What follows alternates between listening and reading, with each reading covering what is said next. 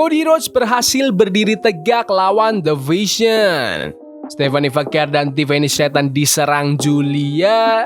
The Miz akhirnya muak dengan Carmelo Hayes.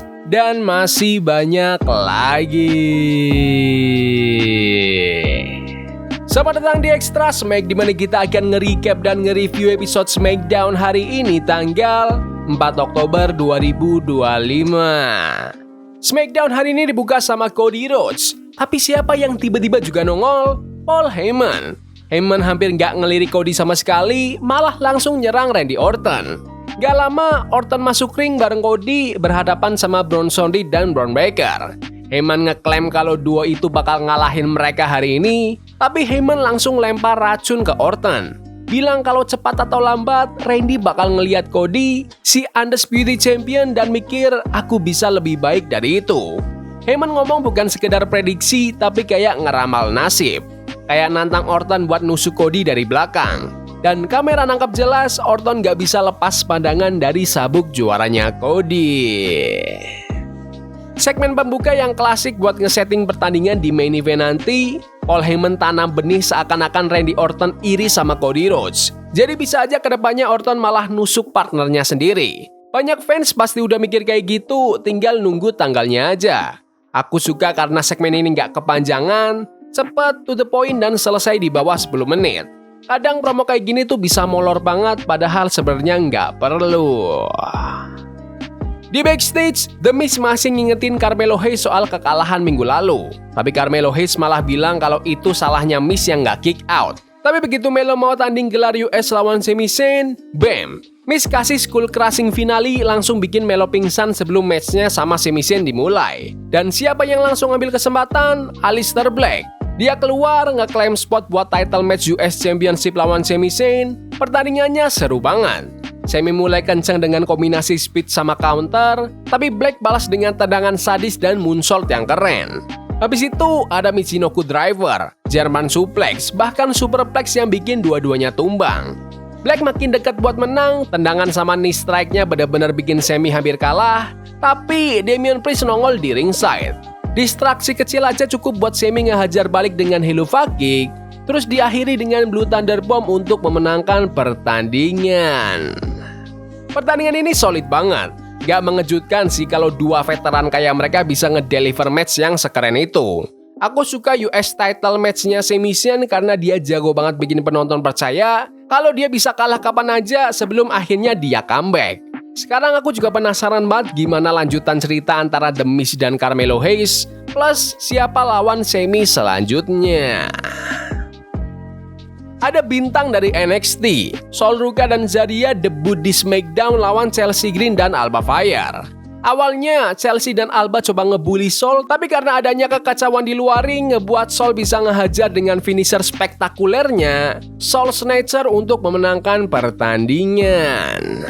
Habis match, Charlotte Flair dan Alexa Bliss, sang Women's Tag Team Champion, datang kasih respect buat Sol Ruka dan Zarya. Tapi mereka juga ngasih warning kalau waktunya tiba, dua Rocky ini harus siap mental dan fisik beneran.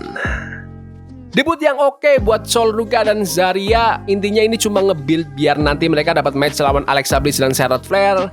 Gak buruk, malah lumayan bikin penasaran. Tiffany Stratton, WWE Women's Champion, undefeated, duduk bareng Stephanie Vaquer, Women's World Champion. Tapi uniknya, segmen ini nggak penuh trash talk, malah saling respect. Vaquer ngakui kalau Tiffany itu juara yang keren, tapi janji gelar Vaquer juga nggak bakal lepas. Tiffany jawab dengan pede, bilang di kota manapun itu tetap TV time.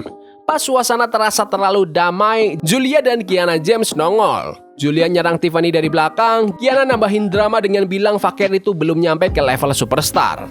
Vaquer coba balas dengan SVB, tapi Julia berhasil kabur. Jujur, ini segmen penandatanganan kontrak paling adem ayem. Promonya generik banget karena dua babyface tanpa storyline, jadi emang susah dapat dramanya.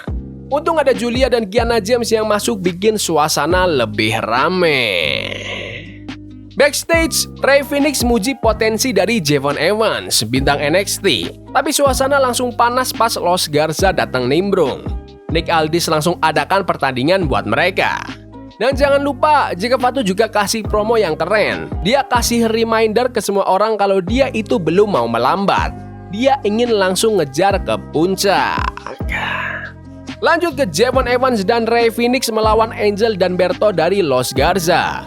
Javon langsung bikin penonton girang dengan springboard offense yang edan, termasuk lompatan melewati tali yang kayak Superman.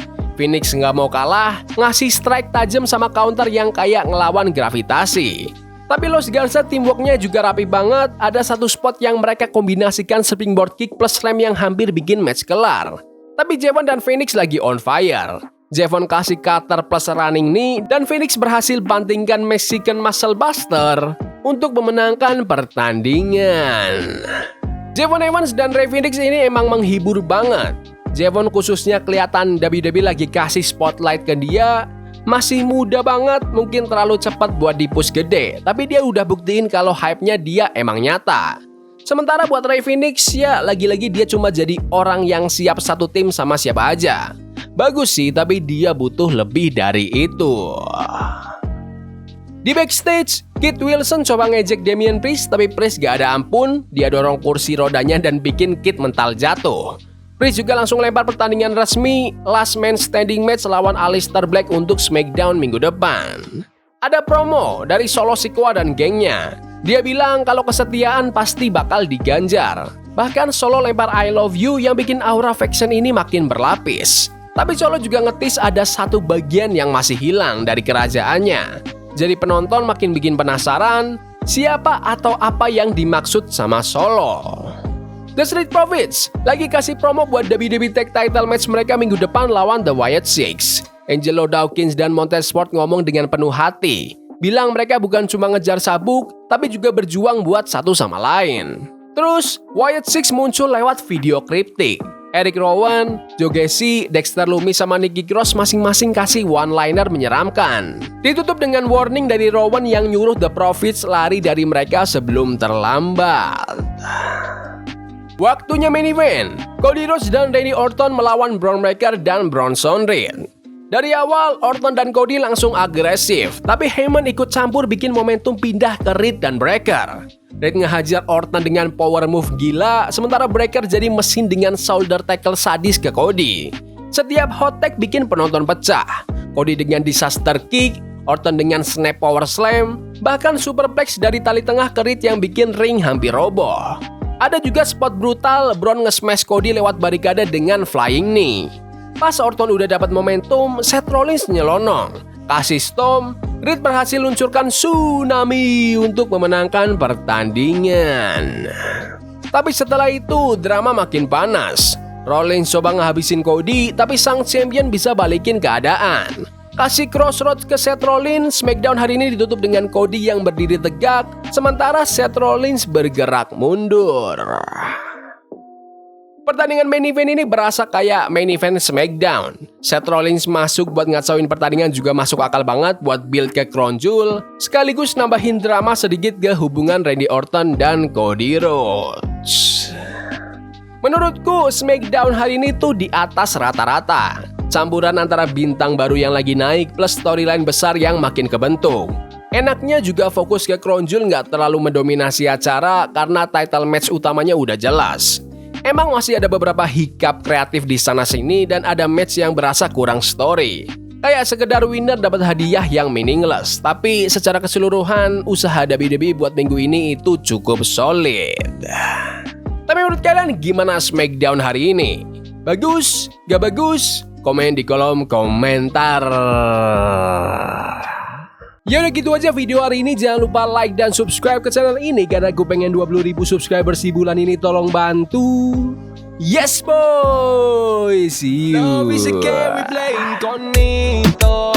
Forbidden fire on Nico. Bunny for love we can hold. I wish we were impossible. Yeah we playing Cognito.